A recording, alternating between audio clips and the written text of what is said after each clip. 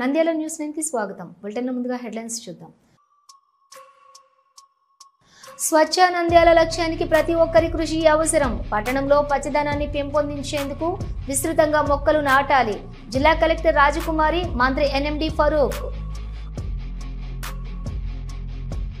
పరుగులు తీస్తున్న వరద నీరు. హౌసింగ్ బోర్డులో భయం, గుప్పెట్లో ప్రజానీకం. శరవేగంగా వరద నీరు స్పందించిన మాజీ చైర్పర్సన్ కౌన్సిలర్ దేశం సులోచన.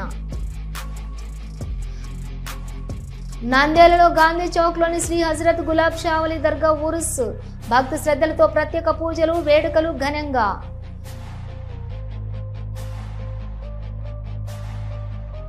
మనగానపల్లిలో స్వర్ణాంధ్ర స్వచ్ఛాంధ్ర కార్యక్రమం. పచ్చదనం, పరిశుభ్రత కార్యక్రమాల్లో ప్రజలు భాగస్వాములు కావాలి. మంత్రి బీసీ జనార్దన్ రెడ్డి. నంద్యాల శ్రీ కాళికాంబాదేవి మహానందీశ్వర స్వామి దేవాలయంలో హుండీ లెక్కింపు. శ్రీ కాళికాంబా దేవాలయానికి 7 లక్షల పైగా ఆదాయం. దేవాదాయ శాఖ అధికారి లక్ష్మీనారాయణ వెల్లడి. ఆళ్లగడ్డలో ప్రధానమంత్రి నరేంద్ర మోడీ జన్మదిన వార్షికోత్సవంలో భాగంగా రక్తదాన శిబిరం. పచ్చదనం పరిరక్షణలో మొక్కలు నాటిన బీజేపీ జిల్లా అధ్యక్షులు అభివృద్ధి మధు. నంద్యాల హజరత్ జమాల్ బాషా వలీ రహ్వారి గంధం మహోత్సవం. భక్తి శ్రద్ధల నడుమ అత్యంత వైభవంగా భక్తులకు అన్నదానం.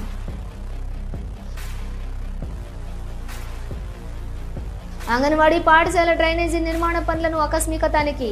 పనితీరుపై అంగన్వాడీ సిబ్బందిపై ఆగ్రహం వ్యక్తం చేసిన మంత్రి బీసీ జనార్దన్ రెడ్డి.